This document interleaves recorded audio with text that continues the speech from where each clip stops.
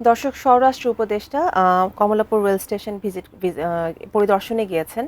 আমাদের সহকর্মী মাহাদি সেকেন্দার এখন সেখানে আছেন, আমরা সরাসরি যোগ দিচ্ছি সেখানে। এখানে যারা কর্মকর্তা কর্মচারী রয়েছে তাদের সাথেও কথা বলেছেন এবং মাত্রই গণমাধ্যমের সাথে কথা বললেন এবং তিনি জানালেন যে এখানে কালোবাজারি বা টিকিট যারা অসাধু উপায় অবলম্বন করে টিকিট বিক্রি করে তাদের ব্যাপারে কিন্তু জিরো টলারেন্স নীতি গ্রহণ করেছে। এবং একই সাথে গণমাধ্যমের পক্ষ থেকে আমরা জানতে চেয়েছিলাম যে কি এমন পদক্ষেপ সরকার গ্রহণ করলো যে ট্রেনের শিডিউল বিপর্যয় থেকে বেরিয়ে একদম জাদুকরীভাবে ট্রেন তার নির্দিষ্ট নিয়মে গন্তব্যে ছেড়ে যাচ্ছে।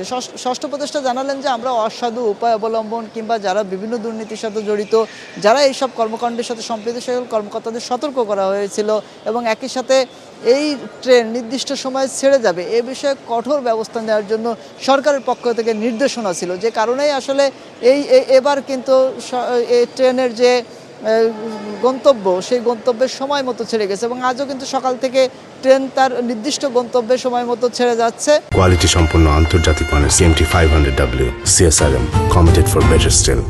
এবং রেলওয়ের ডিজি যিনি তিনিও গণমাধ্যমের সাথে কথা বলেছেন। তিনি যেমনটি বলছিলেন যে যমুনা রেলওয়ে সেতু চালু হওয়া এবং একই সাথে পদ্মা সেতু সেটিও চালু হওয়ার কারণে কিন্তু ট্রেনের সময় যে বাঁচার বিষয়টি সেটি রয়েছে এবং এই সে সময়টি বেঁচে গেল সহজে চলে আসার ক্ষেত্রে দ্রুততম সময়ে সেই জায়গাকে কেন্দ্র করে কিন্তু শিডিউল বিপর্যয়ের যে প্রভাব সেটি কমে আসার ক্ষেত্রে এটিও কারণ বলে তিনি উল্লেখ করেন। এবং একই সাথে আগামীতে যে ঈদ যাত্রা অর্থাৎ রাজধানীতে ফেরার যে বিষয়টি রয়েছে ঈদ শেষ করে, সেক্ষেত্রেও রেলওয়ে প্রস্তুত রয়েছে যাত্রীদেরকে রাজধানীতে নিয়ে আসবার জন্য, সেটিও জানিয়েছেন ডিজি। এবং আমরা আইন শৃঙ্খলার বিষয়ে ষষ্ঠ উপদেষ্টার কাছে জানতে চেয়েছিলাম যে আগামীকাল সম্ভবত ঈদ হওয়ার অনেক প্রবল সম্ভাবনা রয়েছে, যেহেতু মধ্যপ্রাচ্যের কয়েকটি দেশে কিন্তু আজ ঈদ উল ফিতর উদযাপিত হচ্ছে, সেক্ষেত্রে আগামীকাল বাংলাদেশে ঈদ উল ফিতর উদযাপন হওয়ার সম্ভাবনা রয়েছে। তো এখানে কোনো জঙ্গি হামলা কিংবা কোনো হুমকি, একই সাথে আইন শৃঙ্খলা পরিস্থিতি কতটা ভালো থাকবে এ বিষয়ে ষষ্ঠ উপদেষ্টা জানালেন এবার কোনো হুমকি নেই, নাশকতার কোনো হুমকি নেই,